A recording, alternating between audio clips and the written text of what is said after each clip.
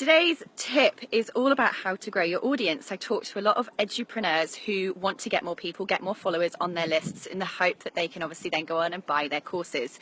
But a lot of people I work with also say to me, but Sarah, how do I start when I don't have an audience? How do I start when I don't have a list? How do I start when I don't have anyone to talk to, anyone to teach, anyone to share my expertise with?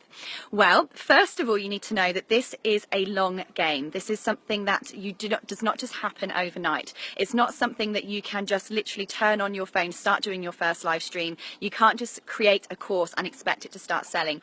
Building your list takes a really long time and it requires absolute dedication and commitment. So be prepared to be in this for the long run, first of all, people. Now, here's just one tip. This is one way that I've managed to grow my audience significantly. We're on a live stream at the moment for those of you watching the recording of this later on. Hello, Kerry. Hi, Marcus. So one way for you to start growing your list is, here's the tough way of putting it, hijacking other people's, quite simply. Okay, so there are lots of other people out there who already have a list, people like me who've worked really, really hard to build an audience that know, like, and trust them. How can you offer what you know, what you do, what your expertise is in a way that's going to add value to that person's list? So let me give you a really simple example of what you can start doing. I want you to copy this. I want you to copy me and copy what I've done in your own field so that you can start growing yours. Now, who do you serve, first of all? And that's question number one. Write down, who do you serve? Who is your audience? And number two is, where else do they hang out? Who else is serving them, basically? So I want you to come up with a list of joint webinars or joint blabs that you could do with other people that have the same audience as you. Why? Because by doing that, they're going to invite their audiences in to view that. And that means that they are going to have exposure to you. You are going to have exposure to them. You are basically going to be able to get their audience. So let's give you a real life example. I work with edupreneurs. Now, edupreneurs normally are entrepreneurs and business owners who have a skill set, who have a certain type of expertise, who want to sell their online courses, who want to sell their knowledge and their expertise. So I need to find other people who also talk to entrepreneurs, to other people who also have a list of entrepreneurs. So this is my example. So who are your audience? So for instance, I want to teach people how to create and sell online courses, and people who are entrepreneurs and business owners also have blogs. They also need to have blogs. So I might reach out to a blogger and say, hey, want to do a joint webinar or a joint blab on how online course creators can sell more online courses by blogging. Okay, so that's one way. Online course creators also might be public speakers. So I can go to someone who's an expert in public speaking and go, hey, want to do a joint webinar or a joint blab on how online course creators can sell more of their online courses using public speaking. I might go to someone who's an expert in authorship and say, hey, do you want to do a joint webinar or a joint blab on how online course creators can use books and authoring to promote and sell their online courses? So you see where I'm going here.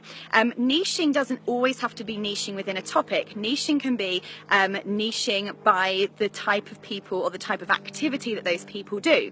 So who can you reach out to that has the same audience with you, that you can do a joint webinar or a joint blab with, so that you can gain exposure to their audience in order to grow your list? Now remember, it has to be good for them, it has to be good for you too. So always think collaboratively about this. Collaborating with other people is a really great way to grow your list.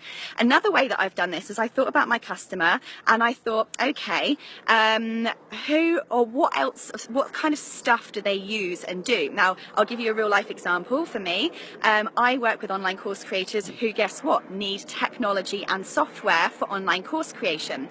So I wrote down all of the types of software and technology that my audience might use, and I reached out to the suppliers of those and I said, hey, do you want to work together? So for instance, I found a learning management system provider who was more than happy to collaborate with me. So every time now somebody buys that piece of learning management software, they're all my target customers. customers, they get one of my courses for free. So basically every time they're successful and they make a sale, I get a new lead, I get a new customer, I get exposure to someone who's within my target market. So what technology or software do your audience use, and how can you collaborate with those software or technology providers or suppliers to get in front of that audience?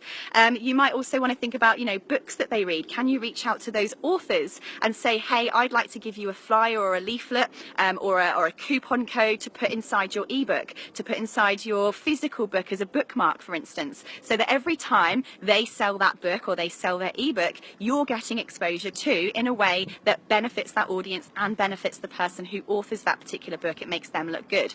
Maybe you run physical workshops, for instance, and you know somebody who also runs physical workshops in a slightly different topic but to the same kind of audience. How can the two of you team up to actually get in front of each other's audiences in a way that benefits everybody as well? So could you do a workshop swap? When they're running a boot camp or a weekend training program or a conference, can you go in and deliver like a 1 hour session or a half an hour session to their audience, and vice versa, let them come back and do it to yours on yours too?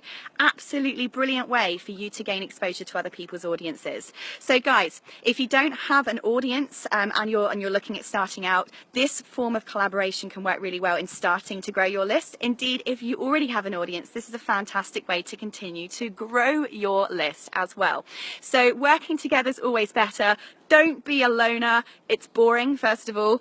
Secondly, you're significantly reducing the exposure opportunities that you have, and of course, significantly reducing the value that you can provide to people, because together is always better. Cheesiest line I've ever said. On that note, I'm going. So start collaborating. Bye.